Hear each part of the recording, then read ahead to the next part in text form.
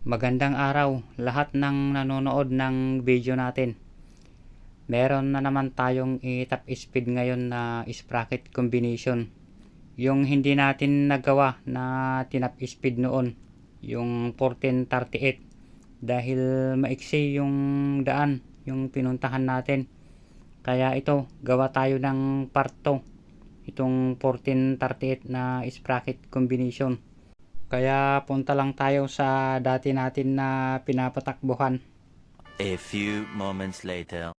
Ito na yung 1438 na sprocket combination. Top speed natin ngayon mga kamex.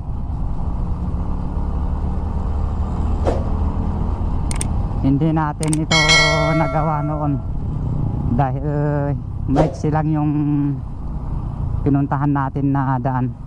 Kaya punta tayo sa mas mahaba na daan para magawa natin na itap speed ito.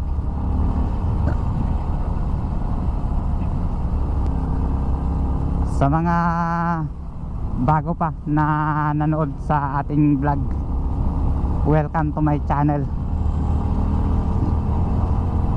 Ito na yung 1438 na sprocket combination. Masubukan natin kung gaano siya kalakas. Punta lang tayo sa dati natin na pinapatakbuhan. Mas mahaba kasi yung daan doon. Mas malaki yung tendency na may top speed natin ng maayos tong motor natin. Sa mga hindi pa nakasubok ng ganito, ito yung video, panuorin nyo kung sakaling magustuhan nyo.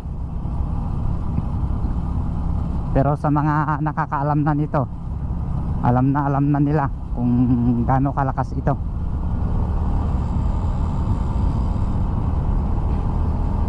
Hindi naman mabibrate tong makina natin kahit mag-isa lang tayo.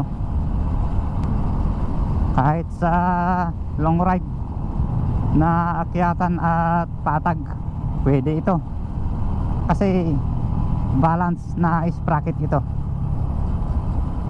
Kaya pwede akyat at patag. Basta wag lang yung talagang matarik masyado. Kung hindi naman gaano katarik, pwede ito. Pero kung sa Skyline ang paggagamitan natin dito at mabibigat yung karga natin, mahirapan lang yung motor. Kung mga ganitong motor na XRM at Wave, basta yung 125cc na pababa. Pero yung 150cc mas malakas yon. Pwede ito. Kung sa arangkada ang pinag-uusapan dito, wala na akong masabi mga kamex. Talagang goods na goods. Malakas sa arangkada. Yan, naka third gear tayo kahit hindi tayo magbawas. Nag minor tayo pero malakas pa rin. Yan, naka 70 agad yung ang speedometer natin. Maganda sana kung merong diretso na daan at walang masyadong maraming sasakyan na dumadaan para makapag-top speed tayo ng maayos. Pero pag maraming sasakyan ay hindi natin magawa ng todo-todo ang top speed natin. Ang dapat sana ay hindi tayo nagmi-minor pag nagta-top speed tayo. Tiniga lang natin ng konti pero umarangkada siya.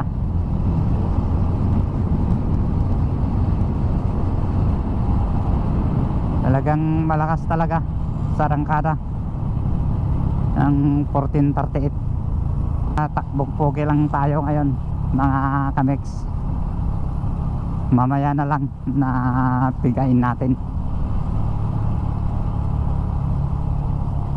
para hindi masyadong uminit tong makina natin. Malakas ba yung wind noise natin na naririnig o tama lang mga kamex? Inayos na natin tong mic natin. Talagang wala na tayong dapat na gawin.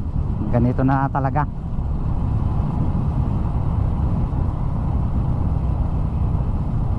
Ito medyo mainit na yung sikat ng araw. Ito na, malapit na tayo sa ating patakbuhan mga kamex. Tsambahan lang natin kung walang maraming sasakyan. Pero pag marami, yun lang ang problema. Kasi delikado naman kung sisingit-singit tayo sa mga maraming sasakyan. Hindi biro yung disgrasya mga kamex. Kaya dapat ingat-ingat lang sa pagtatap speed. Ito yung mahirap na gawin talaga, ang magtap speed, lalo na pag ganito talaga na nasa public road ka.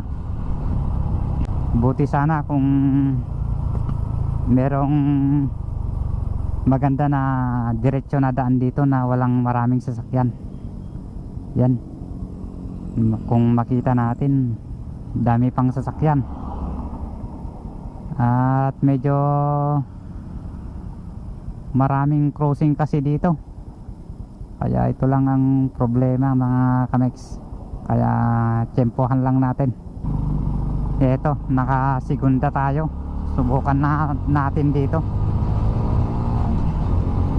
Ayan, 60 na yung patakbo natin. Naka third gear na tayo. Yan, nasa 90 na.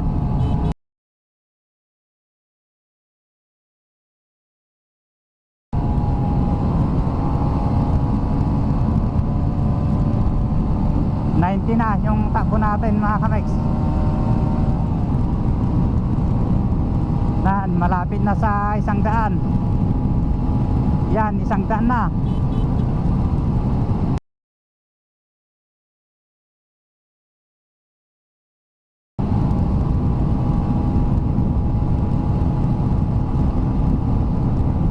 Isang na yung takbo natin.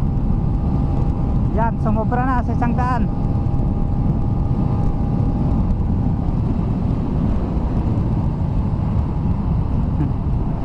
Yan mga kamex,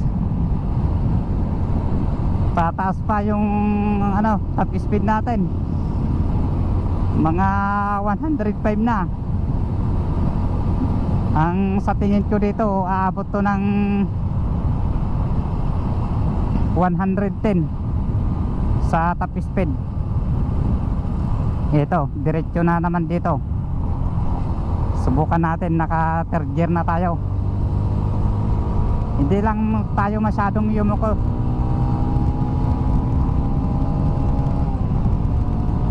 Yan, naka fourth gear na.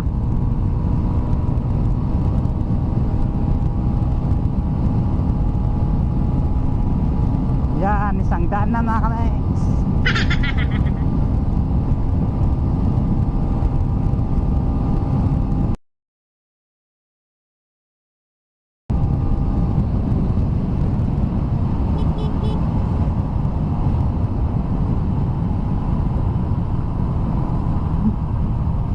Talagang malakas talaga itong 1438. Pag yuyuko sana tayo at hindi tayo nagme-minor, siguradong aabot to ng 120. Kayang kaya talaga ng 120 ito. Pero nagme-minor lang tayo dahil maraming crossing, delikado. Pero ang silinyador natin talagang meron pa. Meron pang natitirang ikot niya kung paikutin pa natin. At ramdam ko yung makina na habang papalayo ng papalayo tayo ay umaangat na umaangat yung speedometer natin.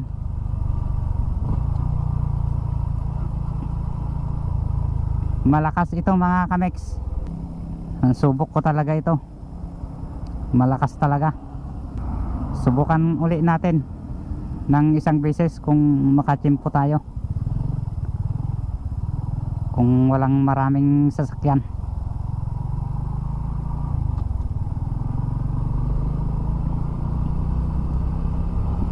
Yan, nakatsimpo tayo kanina.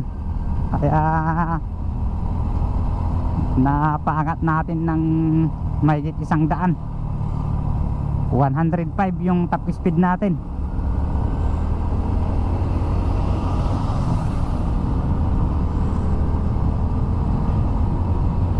Malakas talaga mga kamex ang 1438 na sprocket. Pero depende pa rin sa makina ng motor nyo, kung kondisyon ba.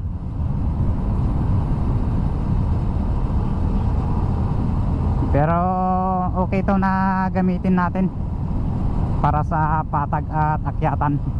Hindi ka ito mahuhuli. Yan, ito subukan natin ulit. Naka third gear tayo.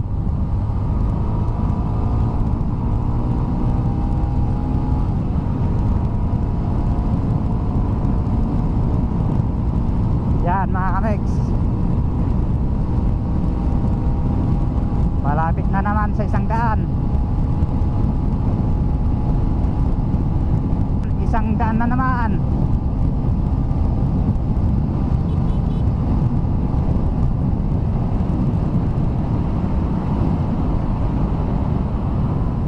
Yan, wala talaga. Crossing na naman dito kaya delikado. Pero nakaabot na tayo sa 105 na top speed. Kaya hanggang dito na lang yung video natin. Salamat sa mga nanood at pa-subscribe naman ang YouTube channel natin para updated tayo pag may bago tayong video.